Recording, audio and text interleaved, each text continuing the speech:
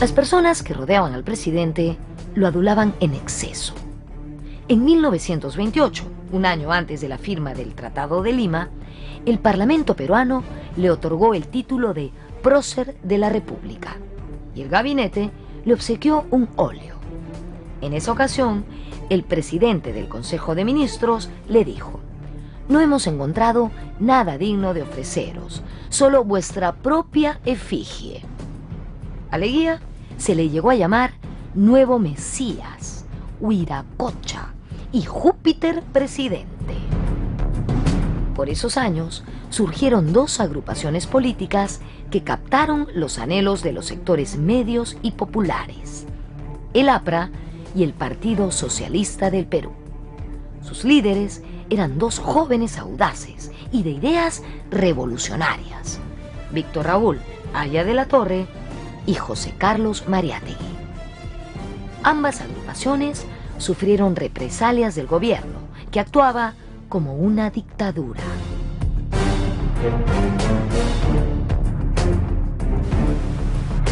El caso de Mariátegui fue muy particular. En 1919, cuando Leguía llegó al poder, fue becado para seguir estudios en Europa. En el viejo continente se contactó con el marxismo y la revolución soviética.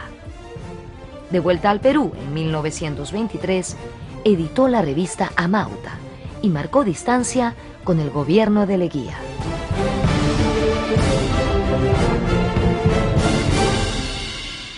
Carlos Mariátegui viaja con un subsidio en base a una transacción con el gobierno y regresa el 23 y se incorpora ya a las filas socialistas y de oposición. Y se ha interpretado a veces su viaje a Europa como un abandono de sus principios por algún tipo de conveniencia. Pero hay que verlo también como una transacción entre un gobierno que aparece con muchos rótulos de progreso y Mariátegui, que necesita primero subsistir, segundo estudiar y tercero abrirse paso profesional. Y él piensa que es una oportunidad importante el viaje, ¿no?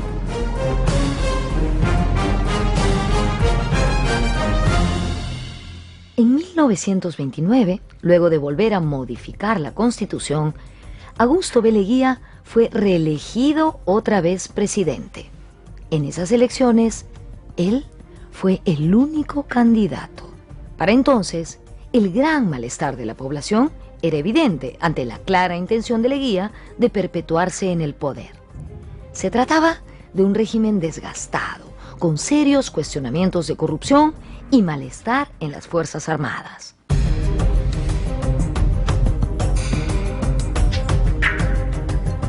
La situación se había vuelto ingobernable, pues, porque él se había reelegido una vez y se reeligió por segunda vez, que fue donde probablemente estuvo su equivocación, su gran equivocación, porque ya la gente estaba cansada de tener un presidente tantos años.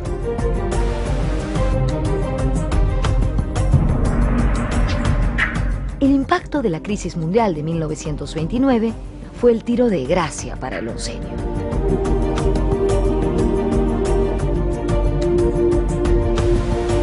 Él bien pudo en el año 1929, cuando terminó su segundo periodo, irse.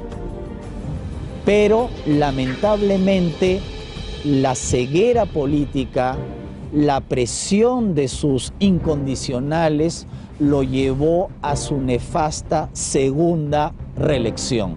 Y que terminó mal, pues en el año 30, ¿no? Agravada por la crisis mundial de 1929, que como todos sabemos implicó la quiebra de la bolsa de Wall Street y el hundimiento de nuestras exportaciones.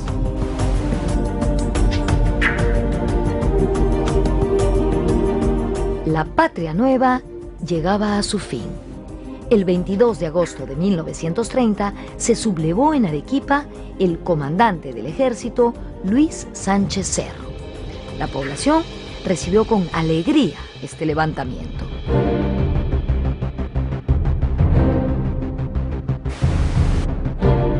Es cierto que Leguía cometió algunos excesos, como muchos de los dictadores de su época, incluso posteriores, o líderes autoritarios de su época.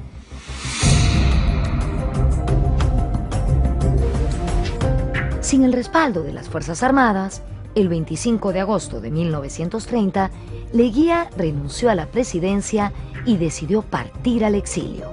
Se dirigió al Callao, donde se embarcó en el crucero Miguel Grau rumbo a Panamá. Sin embargo, no pudo llegar a su destino. Por órdenes de Sánchez Cerro, fue obligado a regresar y trasladado prisionero a la isla de San Lorenzo, lugar al que había enviado a muchos de sus opositores políticos. En Lima, muchedumbres enardecidas asaltaron la casa del presidente en desgracia y las de sus principales colaboradores.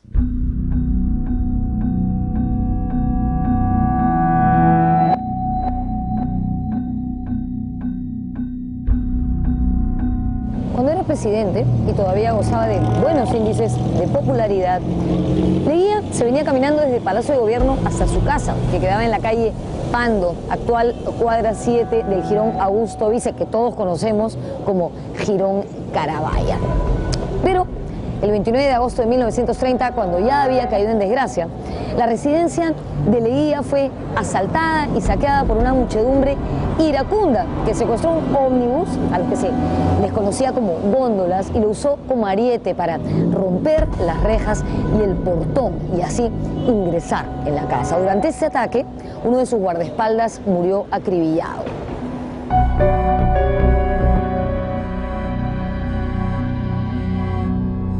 ¿Quiénes eran sus enemigos? Los antiguos civilistas, es decir, el núcleo de la oligarquía.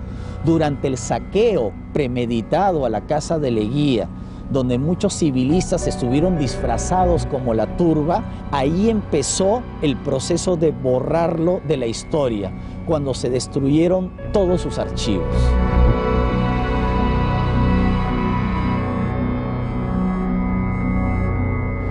Los asaltantes se llevaron todo lo que pudieron. Los objetos grandes, que no podían ser trasladados con facilidad, fueron destruidos allí mismo. Varios documentos del escritorio de Leguía también fueron robados por algunos manifestantes de cuello y corbata, como se dice. Al final llegó la caballería y pudo defender la casa, pero esta ya había quedado devastada.